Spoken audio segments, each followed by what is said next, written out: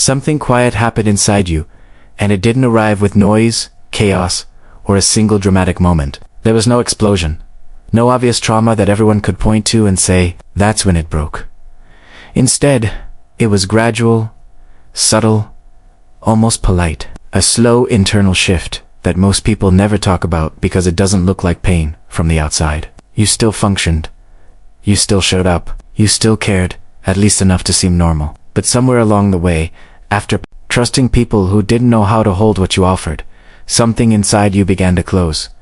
Not out of bitterness, not because you became cold or incapable of love. It closed because your system was paying attention. Every time trust was met with inconsistency, every time openness was met with dismissal, every time vulnerability was met with misuse, your inner world took notes.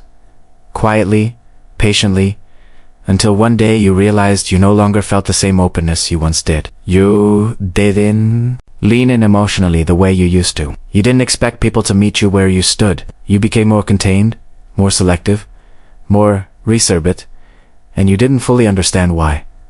This kind of change is rarely acknowledged. Society recognizes heartbreak, betrayal, and obvious trauma, but it almost never names this quieter experience.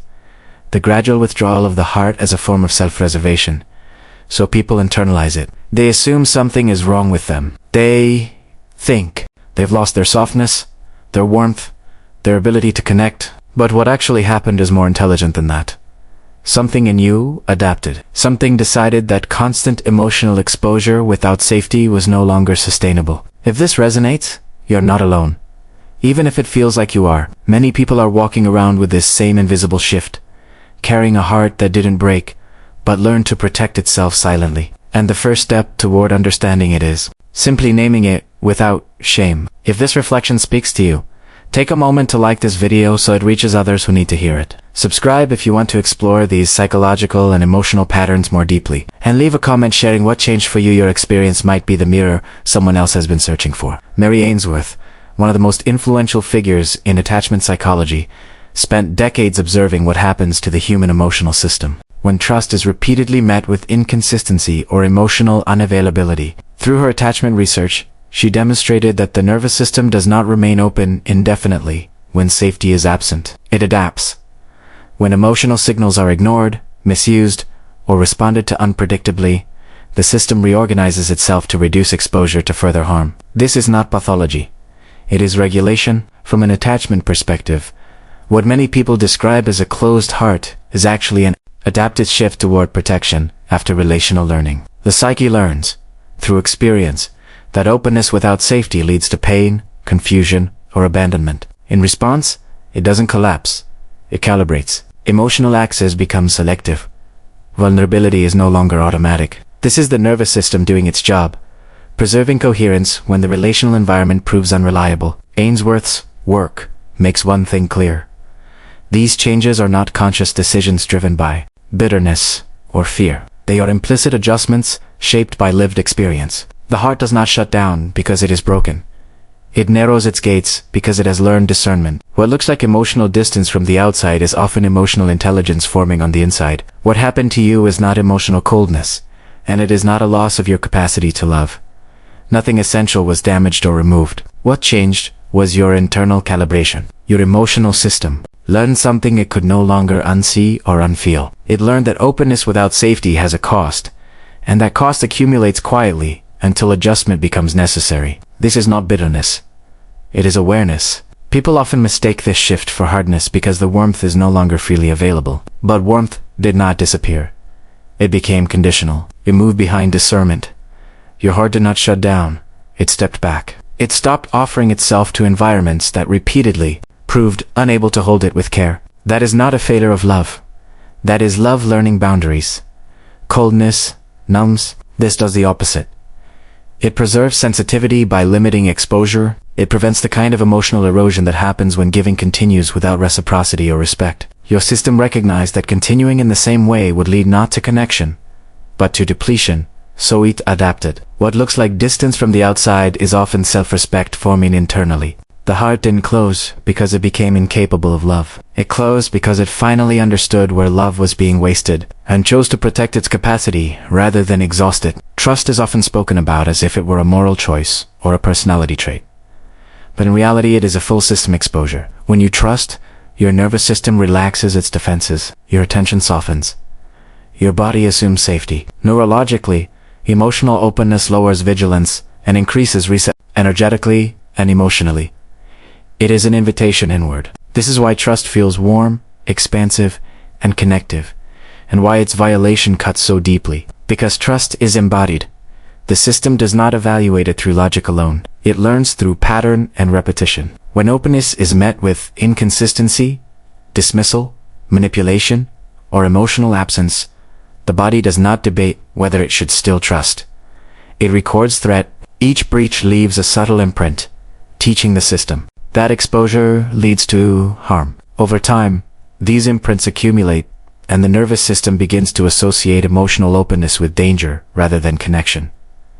This is not pessimism. It is biological intelligence. Just as the body withdraws a hand from heat, the emotional system withdraws openness from environments that repeatedly violate safety. The heart's retreat is not emotional drama. It is regulation. It is the system saying, without words, that continued exposure is no longer survivable. The breaking point is not a single dramatic event. It is a culmination of many small fractures, quiet betrayals, and repeated violations of trust. Each incident might have seemed minor in isolation, but together, they form a pattern too significant to ignore. It wasn't the one betrayal that caused the rupture, but the gradual erosion of the emotional foundation you once relied on. Loyalty was met with inconsistency. Your sense of safety was chipped away bit by bit. Coherencia. You once felt in relationships that understanding that you were seen, heard, and respected became disjointed, fragmented. In that moment, something inside you shifted. The system that had been opened and receptive to others began to It wasn't sudden. It wasn't one explosive rupture. It was a quiet internal shift, a realignment of what you would accept and what you could no longer tolerate. The emotional architecture you built over time, based on trust and connection, was now fractured, no longer stable enough to hold what it once did. This moment of internal rupture is often misunderstood. It can feel like a collapse, but it is actually an adaptation. Your psyche, tired of enduring these subtle betrayals, reorganized itself for self-protection. It wasn't weakness. It was survival. What was once a wide-open heart became a careful, discerning presence.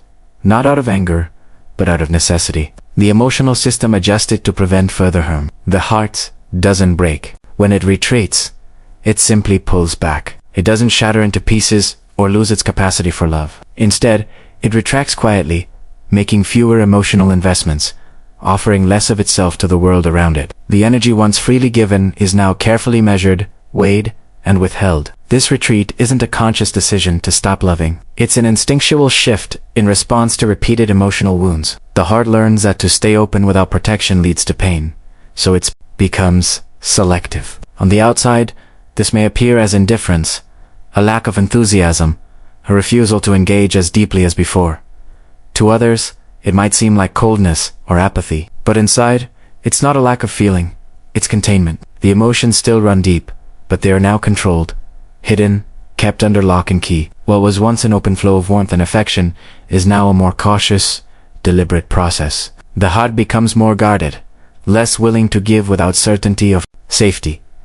This is not a sign of weakness, but of strength. It's an adaptation to protect what remains of the heart's energy. The system has learned that emotional exposure, without the necessary protection, leads to exhaustion and depletion. So, it withholds not out of bitterness, but as a form of self-preservation. It's a temporary retreat, a reorganization, preparing for future engagements that are more aligned with the heart's new understanding of what it needs to feel safe. The real reason the heart's closed has nothing to do with punishment, bitterness, or resentment toward the world. It wasn't an act of withdrawal meant to teach anyone a lesson. It was an act of preservation. After repeated emotional losses, something inside you recognized that continuing to remain fully open would mean losing not just connection, but your own inner stability. The heart didn't close to harden itself. It closed to prevent further internal erosion. Each time sensitivity was met without care, something vital was spent. Over time, the system understood that if nothing changed,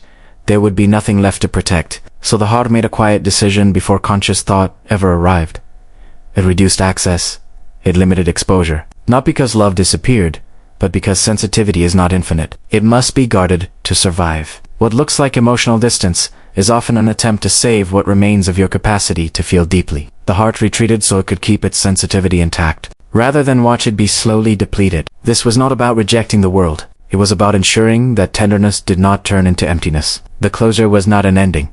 It was a pause, designed to keep your inner world alive. This experience is far more common than most people realize, because it is not created by individual weakness, but by relational environments that quietly normalize imbalance. Many spaces, families, friendships, workplaces, and even romantic relationships operate on an unspoken expectation that certain people will always be understanding, patient, emotionally available, and forgiving, regardless of how they are treated in return. Empathy is demanded, but rarely returned. Intimacy is encouraged, but responsibility for its impact is avoided. Trust is expected, but safety is never consistently provided. In these environments, emotional labor flows in one direction. One person listens, adapts, absorbs, and accommodates, while the other remains largely unchanged. Over time, the system begins to rely on this imbalance as if it were natural. The moment the emotionally aware person starts to feel depleted or overwhelmed, they often blame themselves rather than questioning the structure of the relationship.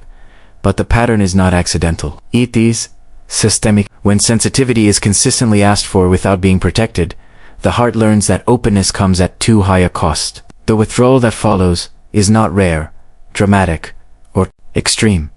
It is a predictable outcome of repeated exposure to relationships that take more than they hold. You can see this pattern clearly when you look at real relationships. In friendships, it's often the one who always listens, always understands, always adjusts, who slowly becomes quieter. They stop sharing as much, not because they don't care, but because they learn their depth was rarely met. In families, it's the emotionally aware child or adult who becomes the strong one, absorbing tension, mediating conflict, and carrying emotional weight until something inside them withdraws. Love didn't disappear, endurance ran out. In romantic relationships, it shows up as someone who once gave freely, communicated openly, and invested deeply, eventually becoming reserved and guarded. Not from lack of feeling, but from recognizing that vulnerability without safety creates pain. Even in work environments, especially in roles that require emotional presence, support, or caretaking, people give far beyond what is acknowledged or replenished.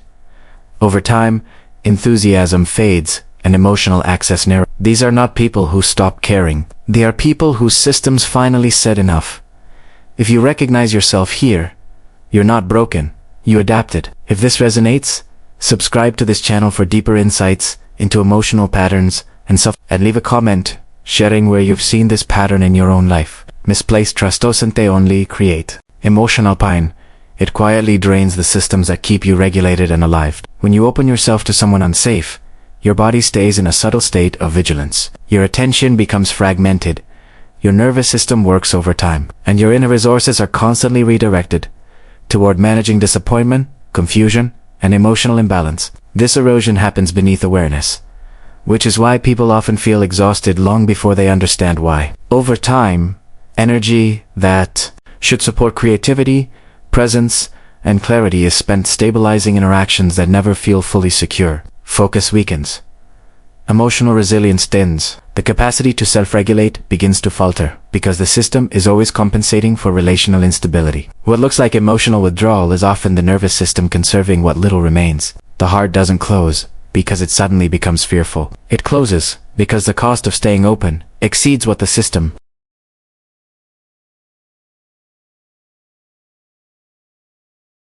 can sustain. When trust repeatedly leads to depletion rather than nourishment, the body intervenes. The retreat is not dramatic or reactive. It is a measured response to prevent collapse. The system chooses containment over exhaustion, preservation over further loss. The closing of the heart is often misunderstood as regression, but in reality it is a protective pause built into the emotional system. When openness begins to threaten stability rather than support it, the psyche activates a containment response. This is not avoidance, it is regulation. The system recognizes that continuing in the same relational posture would lead to deeper depletion, loss of coherence, or emotional collapse. So it intervenes before the damage becomes irreversible. This pause creates distance, not to punish others, but to restore internal balance. By limiting emotional access, the system reduces incoming stress, allowing the nervous system to recalibrate and regain equilibrium. What appears from the outside as withdrawal is, internally, a process of repair. Sensitivity is preserved by narrowing exposure. Energy is conserved, so the system can stabilize itself again. In this sense, the heart's closure is an act of intelligence. It is the body choosing survival over sentiment, sustainability over self. It exists to prevent something far worse: the complete shutdown that occurs when a sensitive system is forced to remain open in unsafe conditions. This phase follows a pattern that appears again and again in human psychology: the archetype of protective withdrawal. It is not exile, and it is not permanent isolation. It is a strategic retreat that emerges when a sensitive system recognizes that its current environment no longer supports its integrity. In this archetypal moment, the heart does not disappear. It goes into safety mode. Access is limited, boundaries tighten, and emotional energy is conserved rather than distributed. Protective withdrawal is purposeful. It creates a controlled space where the system can stabilize without ongoing threat. Instead of continuing to engage in relationships that demand openness without safety, the heart reduces contact, slows emotional investment, and becomes more observant. This is not fear-driven shutdown. It is wisdom-driven containment. The system is buying time. Across cultures and psychological frameworks, this archetype appears whenever transformation requires protection. Growth cannot happen while constantly exposed to harm. So the heart retreats not to avoid connection forever, but to preserve its capacity for future connection. Safety precedes openness. Withdrawal becomes the bridge between depletion and renewal. The heart did not close itself against love. It closed itself against repetition, against the ongoing experience of offering depth where there was no care, honesty, or accountability to meet it. This distinction matters, because love was never the problem. The problem was exposure without protection. What changed was not your capacity to feel, but your willingness to keep placing sensitivity into environments that consistently proved unsafe. This shift is often mistaken for hardening, but hardening implies numbness and loss. What happened here is the opposite. Your system remained sensitive enough to recognize that continuing the same pattern would lead to further harm. Emotional intelligence sometimes arrives late, not because you were unaware, but because you were hopeful, and hope can delay boundaries. When it finally arrives, it does so quietly, through restraint rather than reaction. The heart did not become less capable of love. It became more discerning. It learned that love without structure becomes self-betrayal. This is not cynicism. It is maturity shaped by experience. Emotional intelligence is not always soft. Sometimes it is protective, selective, and firm, not to block love, but to ensure it survives. If the heart ever reopens, it will not do so in the same way it once did. The innocence of automatic trust is gone, not because it was wrong, but because it was unprotected. What returns is not the old openness, but a refined version of it. Sensitivity remains, yet it is now guided by discernment. Access is no longer granted by hope alone, but by evidence, consistency, and emotional safety. This kind of reopening is slower and quieter. It does not rush toward connection or confuse intensity with intimacy. Heart listens before it leans in. It observes patterns instead of promises. Where it once gave freely, it now responds selectively. This is not fear controlling the process. It is intelligence shaping it. The system has learned that depth should be met, not chased. When openness returns, it is anchored in boundaries rather than expectation. The heart does not pour itself out to be proven worthy. It opens in measured ways, expanding only where safety is demonstrated over time. What emergesis, not less low, but the love that no longer costs the self. The process becomes clear when you step back and see it as a sequence rather than a flaw. It begins with openness and trust offered generously, often to people or environments that were never capable of holding that level of emotional access. Over time, that trust is met not with safety, but with inconsistency, neglect, or subtle violations that slowly accumulate. Each breach may seem small, but together they create a pattern the system cannot ignore. As the pattern continues, the cost becomes energetic, not just emotional. Vital resources are spent managing instability, regulating disappointment, and maintaining coherence in unsafe relational spaces. Focus weakens. Presence thins. The system begins to sense that staying open requires sacrificing inner stability. That is when the shift occurs. Emotional retraction follows, not as collapse, but as access narrows. Investment slows. What emerges is not disconnection, but preservation. The heart pulls back to protect what remains of its sensitivity. This sequence is not failure. It is an adaptive intelligence, restoring balance, and preventing further internal loss. If you feel that something inside you has closed, this message is for you, not because you became distant, damaged, or incapable of love, but because you learned something your system could no longer ignore. You learned the cost of trusting without protection. You learned how much energy, stability, and self-respect it requires to remain open in environments that do not offer safety in return. What changed in you was not your heart's depth, but its willingness to remain exposed. If you notice that you are more reserved now, more selective with your energy, slower to open emotionally, that does not mean you are broken. It means your system became wiser through experience. It means you stopped offering access automatically and started listening to what your body and emotions were signaling all along. The part of you that once stayed open, despite repeated harm, finally stepped in to protect the whole. So if this resonates, don't rush to undo it. Don't shame yourself for needing distance. This closure is not the end of your capacity to love. It is the beginning of loving with discernment, boundaries, and self. You are allowed to stop forcing your heart open. You do not owe anyone emotional access just to appear kind, healed, or loving. You do not need to perform warmth, availability, or optimism to prove that you are okay. Your system is not confused, it is informed. It has learned through experience what feels safe and what does not, and it is responding accordingly. There is nothing wrong with moving slowly, with needing consistency before trust, with keeping parts of yourself private until safety is demonstrated. Emotional openness is not a moral obligation. It is a biological and psychological response to security. When safety is present, openness emerges naturally. When it is absent, protection takes over, and that is not failure, it is intelligence. You are permitted to listen to your body instead of overriding it, to honor the pause instead of rushing toward connection, to let your heart remain contained until it senses reliability, respect, and care. You don't have to explain this to anyone. Your system knows when it is safe to open again. And until then, containment is enough. The heart did not close forever. It stepped back because it needed to survive what constant exposure was slowly eroding. This withdrawal was not a rejection of love or life, but a quiet act of preservation. When openness began to cost more than it could sustain, the heart chose containment over collapse. That choice was not dramatic or visible. It was subtle, instinctive, and deeply wise. There is a rhythm to emotional life that includes both openness and retreat. Expansion cannot exist without protection, and connection cannot endure without safety. The heart understands this long before the mind does. It knows when to pause, when to rest, and when to wait.